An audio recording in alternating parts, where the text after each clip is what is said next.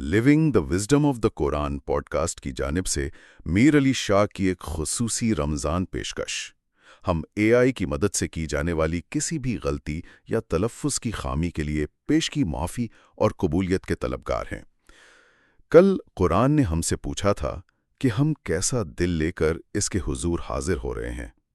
आज ये सवाल एक कदम आगे बढ़कर और गहरा हो रहा है।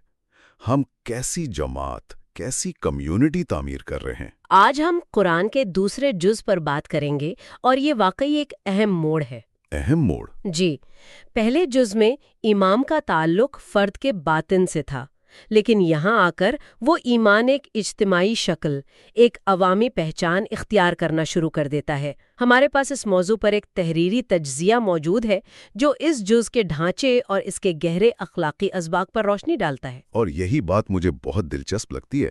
ऐसा लगता है जैसे इस्लाम अब सिर्फ एक अकीदा नहीं रहा, बल्कि एक पूरी तहजीब बनने के सफ़र का आगाज कर रहा है। बिल्कुल। हमारे ज़राए बताते हैं कि इस जुज़ में कानून, इख्तियार और कुर्बानी के हकीकी माना पर जोर दिया गया है। तो आज की हमारी कोशिश होगी कि उन ज़राए की रोशनी में इन अहम नुकात को समझें और देखें कि एक फ़र्द के ईमान से एक मुनज़्ज़म मुआशरे तक का सफ़र कैसे तरह होता है। बिल्कुल, आइए इसी नुक्ते से शुरू करते हैं। तो आइए इसको खोलते हैं। इस जुज़ का आगाज़ एक बहुत बड़े और बज़ाहिर एक अलामती वाक़े से होता है, किबले की तब्दीली। जी, मुसलमानों के लिए नमाज की सिमत यरूशलेम से मक्का की तरफ बदल जाती है। ये सिर्फ एक जोग्राफियाई तब्दीली तो नहीं हो सकती है ना? इसके पीछे क्या गहरी हिकमत थी? ये एक बहुत अहम सवाल है। हमारे ज़राए इसे एक रूहानी वीनिंग यानी रूहानी तौर पर दूध छुड़ाने का अमल करार देते हैं। वाह, ये तो बहुत ताकतवर तशबीह है ना? इस वक्त तक मुसलमान एक ऐसी सिमत की तरफ रुख करते थे जो पिछली अब्राहीमी रिवायात का मरकज था। इस तब्दीली के जरिए उम्मत मुस्लिमा को एक विरासत में मिले हुए इख्तियार से हटाकर बराह रास्त इब्राहीमी सुपुर्दगी और तौहीद के असल मरकज यानी खाना काबा पर दोबारा मरकूज किया जा रहा था। तो ये महज सिमत की तब्दीली नहीं थी, ये पूरी शनाख्त की तब्दीली थी। यानी ये एक ऐलान था। जी, ये ऐलान था कि अब एक नई, आज़ाद और बराह रास्त खुदा से मरबूत उम्मत की बुनियाद रखी जा रही है। ये तो बहुत गहरी बात है, यानी अपनी एक अलग मुस्तकिल शनाख्त का क़याम। और ये बहुत दिलचस्प है कि शनाख्त की इस अजीम तब्दीली के फ़ौरन बाद कुरान का रुख अमली रोज़मर्रा के कवानीन की तरफ हो जाता है। सही। जैसे रोज़ा, खैरात, जंग के आदाब, ख़ानदानी मामलात। ऐसा लगता है जैसे बुनियाद रखने के बाद अब इमारत की तामीर शुरू हो रही है। आपने बिल्कुल सही पकड़ा है। यही इस जुज़ की साख्त का हुस्न है। पहले एक वाज़ेह शनाख्त कायम की गई, फिर इस शनाख्त को अमली ज़िंदगी में ढालने के लिए एक ढांचा दिया गया। यानी एक पूरा नक्शा। जी, निजी ईमान से अवामी निज़म, फिर इस निज़म को परखने के लिए अखलाकी आजमाइश और आखिर में उस मुआशरे की रहनुमाई के लिए जुर्रतमंदाना क़यादत का मेयार। ये कम्युनिटी की तामीर का मुकम्मल नक्शा है। चलें फिर इस ढांचे के पहले सुतून पर बात करते हैं। क़िबले की तब्दीली पर लोगों का रद्द-ए-अमल कैसा था? ज़ाहिर है इतनी बड़ी तब्दीली पर सवालात तो उठे होंगे। बिल्कुल उठे। कुरान खुद इसका जिक्र करता है कि लोगों में से कुछ बेवकूफ़ कहेंगे कि उन्हें किस चीज़ ने उनके उस क़िबले से फेर दिया जिस पर वो थे। तो ये आयत बताती है कि एतराज़ात हुए थे। जी, लेकिन यहाँ असल आजमाइश जोग्राफिया की नहीं थी, ये अना के बगैर इताअत की आजमाइश थी। लेकिन ये बात कुछ लोगों के लिए मुश्किल हो सकती है, यानी बगैर समझे इताअत करना। क्या इसमें यह खतरा नहीं कि इंसान अपनी सोचने समझने की सलाहियत खो बैठे? बहुत अच्छा सवाल है। देखिए, कुरान बार बार गौर व फिक्र और ताक़ुल की दावत देता है। यहाँ मकसद आंखें बंद करके इताअत करना नहीं, बल्कि ये समझना है कि हमारी समझ महदूद हो सकती है और इलाही हिकमत लामहदूद है। अच्छा। ये अना को काबू में रखने की तरबियत है। हकीकी सुपुर्दगी का मतलब यही है कि आप इलाही हिकमत पर भरोसा करें, चाहे उस वक्त आपको इसकी पूरी मंतिक समझ ना आ रही हो। या मैं शर्ती तासुर आपके खिलाफ जा रहा हूँ। बिल्कुल। इताअत का मतलब अक्ल को ख़त्म करना नहीं, बल्कि अक्ल को वही के ताबे करना है। इस्लामी शनाख्त माजी परस्ती में नहीं, बल्कि उसी जिंदा इताअत में है। ये एक बहुत अहम नुक्ता है। और इसी इताअत के फ्रेमवर्क में फिर रोज़े जैसे अहकामात आते हैं। उस जुज़ में रोज़े का हुक्म आता है और उसका मकसद बहुत वाज़ेह तौर पर बताया जाता है, ताकि तुम मुत्तकी बन जाओ। जी, قانون کو اکثر ایک بوجھ یا پابندی کے طور پر دیکھا جاتا ہے، لیکن یہاں مقصد کچھ اور بتایا جا رہا ہے۔ جی، اور یہی قرآن کا انقلابی تصور ہے۔ یہاں قانون کا مقصد سزا یا پابندی نہیں، بلکہ تشکیل اور تزکیہ ہے۔ یہ ایک طرح کی روحانی کیلیبریشن یعنی اخلاقی درستی کا عمل ہے۔ اسے ایک روحانی جم کی طرح سمجھا جا سکتا ہے۔ بہت خوب، بالکل۔ روزہ بھوک اور نفسانی خواہشات کو نظم و ضبط سکھاتا ہے۔ خیرات اور زکوٰۃ مال کی محبت اور لالچ کو قابو میں رکھتی ہے۔ اور قصاص کا قانون معاشی استحصال کو روکتے ہیں۔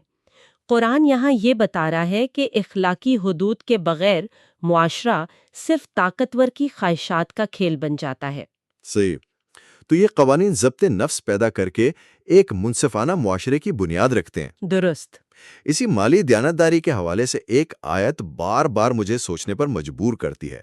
قرآن پوچھتا ہے، کون ہے جو اللہ کو قرض حسنہ دے؟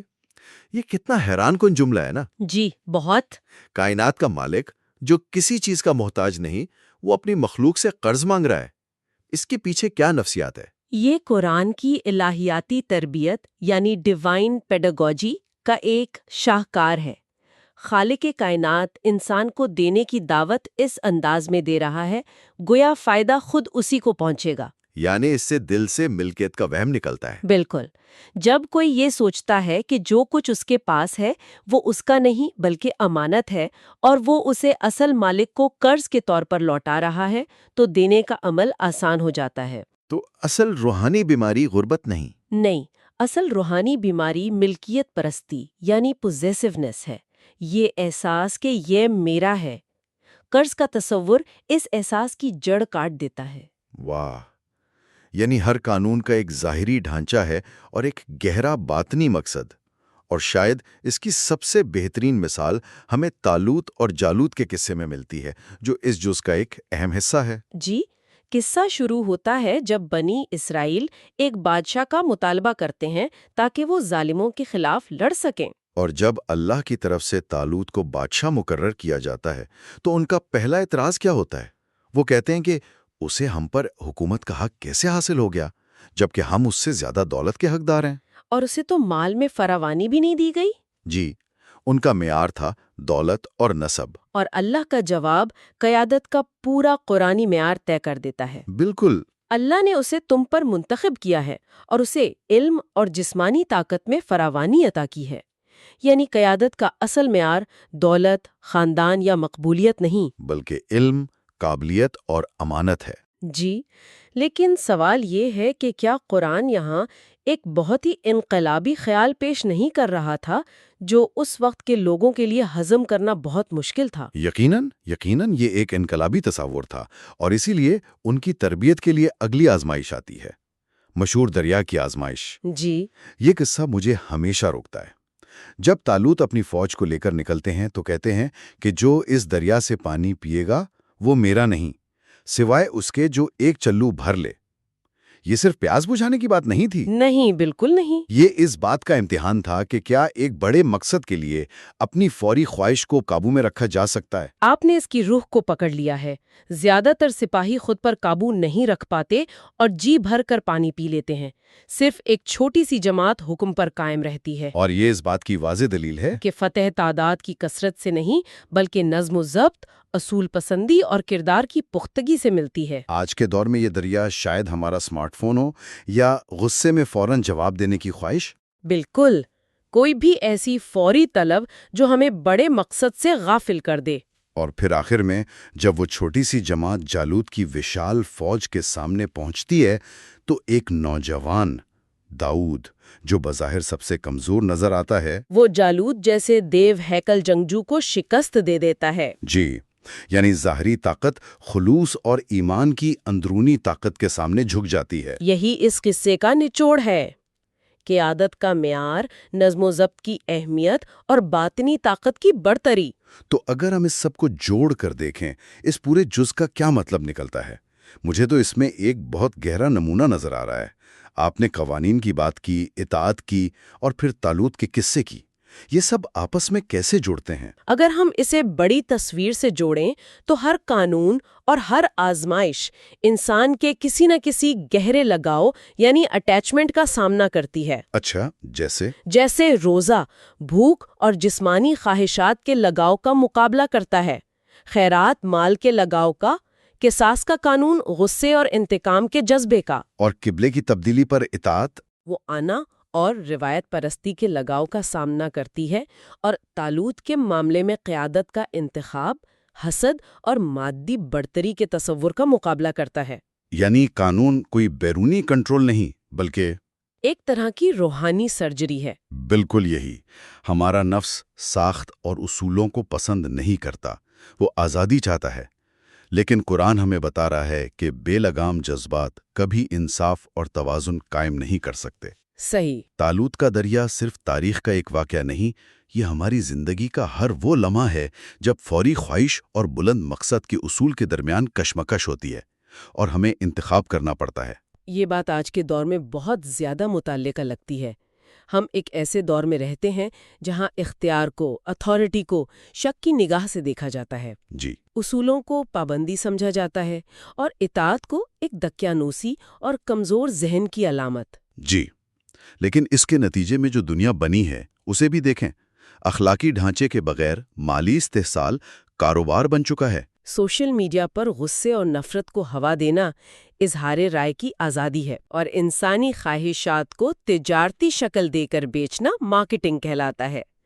قرآن زندگی کو محدود نہیں کر رہا، وہ دراصل انسانی وقار کی حفاظت کر رہا ہے۔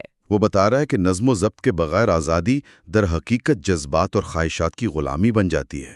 بالکل، اور رمضان خود اس کا سب سے بڑا ثبوت ہے۔ چند گھنٹوں کی عارضی پابندی ہمیں پورے سال کے لیے مستقل بصیرت عطا کرتی ہے۔ اس گہری گفتگو کی روشنی میں آئیے کچھ ایسے سوالات پر غور کریں جو آج رات ہمیں سوچنے کا موقع فراہم کر سکتے ہیں۔ اس جز کے اسباق کو ہم اپنی زندگی میں کیسے اتار سکتے ہیں؟ پہلا سوال تو یہ ہو سکتا ہے کہ میں اپنی زندگی کے کن معاملات میں اصولوں اور ساخت یعنی اسٹرکچر کی مزاحمت کرتی ہوں؟ وہ کون سی جگہ ہے جہاں مجھے نظم و ضبط بوجھ لگتا ہے؟ دوسرا سوال یہ ہو سکتا ہے، کون سا الہی حکم مجھے ذاتی طور پر بھاری محسوس ہوتا ہے، اور مجھے خود سے ایمانداری سے پوچھنا چاہیے کہ کیوں؟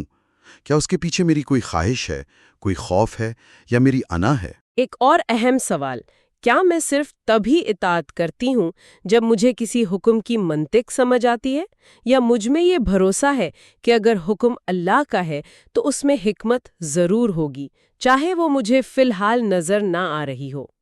اور آخری سوال، جو شاید سب سے مشکل ہے، ہماری زندگی میں وہ کون سا لگاؤ یعنی اٹیچمنٹ ہے، چاہے وہ مال کا ہو، رائے کا ہو، یا کسی عادت کا، جس سے چھوڑنا ہمارے لیے سب سے مشکل ہے؟